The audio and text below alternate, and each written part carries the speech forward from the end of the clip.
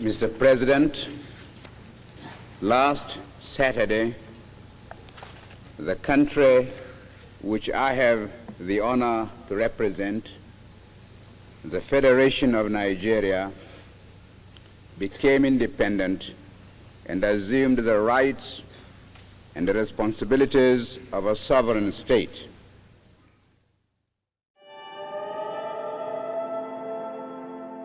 There has been controversy surrounding the death of Nigeria's first and only Prime Minister, Sir Abubakar Tafawa Balewa, also known as the Golden Voice of Africa. One minister in his cabinet asserted that the Prime Minister was not shot but died of asthma.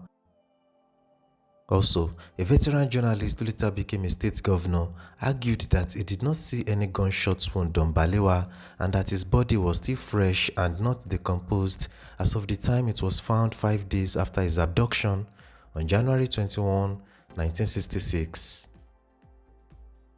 What we do know is that Balewa was kidnapped from his official residence by Major Emmanuel Ifeajuna during Nigeria's first military coup and subsequently found dead. The Prime Minister was later buried in Bauchi. So, we seek to find out in this episode what really killed Tafawa Balewa? What silenced the Golden Voice of Africa?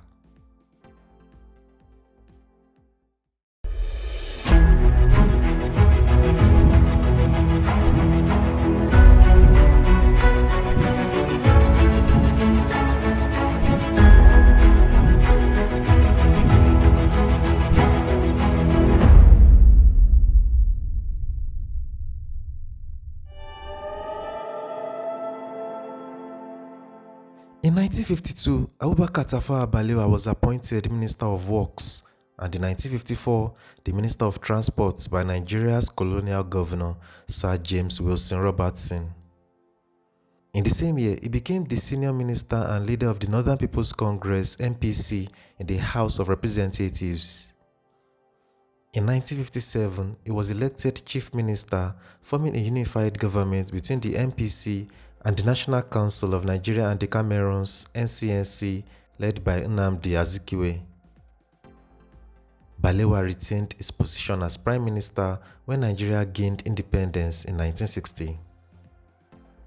Between 1960 and 1963, he doubled as the Foreign Minister.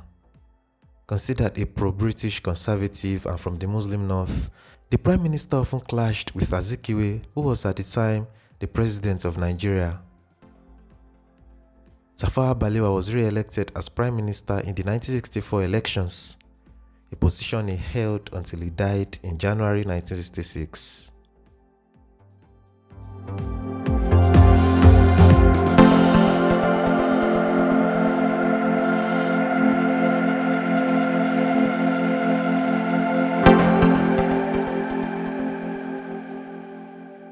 In the mid-1950s, the regionalization of political consciousness had begun to grow in the minds of individuals in the country. A constitutional conference held in 1954 adopted a regional framework for the country, with each region given a sizable amount of political freedom. The three dominant regions, the West, East, and the North, had all opted for self-governance. The general elections in 1954, 1956, and 1959 only helped to cement this consciousness as the leading parties of each region, the Action Group AG in the West, the NCNC in the East, and the MPC in the North, continued their dominance in their respective regions. In 1957, Abubakar Tafawa Balewa became Nigeria's first Prime Minister. He would be the only man to have held the position. His appointment as Prime Minister demonstrated the efforts of the nationalist leaders to forge a truly national government at the time. Balewa was of a humble beginning and came from the minority Bageri tribe in Bauchi. His administration would unfortunately become plagued with regional chaos as each of these regions feared one thing: dominance from another region.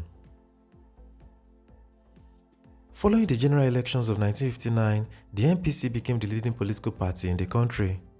The Southerners therefore feared that an MPC-led government representing the interest of the North would divert resources to the region, leaving the South barren. The Northerners, in turn, feared that a Southern domination led by Obafemi Awolowo's AG party and Azikiwe's NCNC would result in an impoverishing of the North, hence undermining the development of the region. These fears led to regional factionalism, which constantly threatened Balewa's government.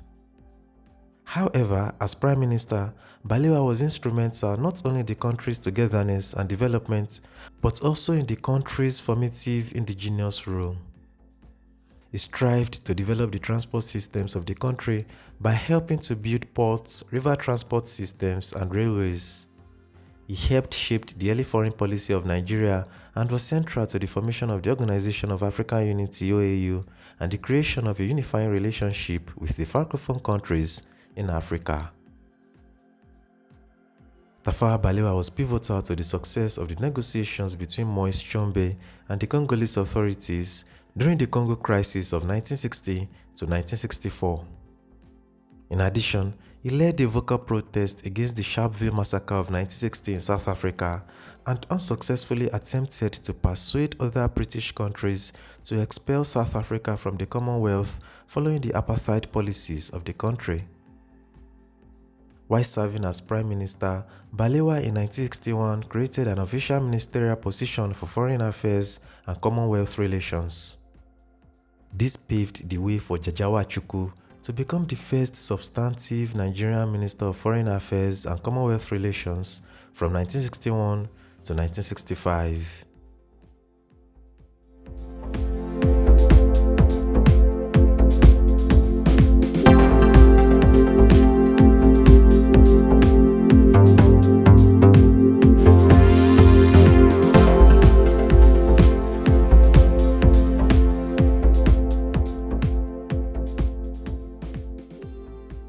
The federal structure of government, which ascribed more authority to the regions, made it difficult for Balewa to effectively discharge his duties. Just 2 years after independence, chaos broke out in the western region due to a power tussle between its leaders, Obafemi Awolowo and Ladoke Akintola, who had succeeded the former as premier. Awolowo sought to cement the AG's stronghold in the western region, wanting to ensure that they did not depend on the federal government. However, Akintola thought otherwise. He wanted to form a coalition with the center. This led to a disparity between the two leaders and eventually an ousting of Akintola from the AG. The outbreak of unrest and violence in the western region led Balewa to intervene by declaring a state of emergency in the region, even though the crisis was confined to the Regional House of Assembly. Awolowo was later charged with treasonable felony and jailed. The Western Regional elections of October 1965 worsened issues and further strained the faith of Nigerians in the country's system of government. The election was characterized by violence, intimidation, and rigging of votes. The Western region was out of control and Tafawa Balewa was unable to stem the unrest that was popularly known as Operation Wetie, which earned the region the nickname the Wild West. Then, on January 15, 1966, Nigeria's first military coup happened. Led by Majors Kaduna Nzeogu and Emmanuel Ifeajuna, the coup led to the abduction and eventual death of the Prime Minister, Sir Abubakar Tafawa Balewa. His body was found 5 days later at Ifo along Abeokuta Road, together with that of Festus Okotie-Ibo, his Minister of Finance.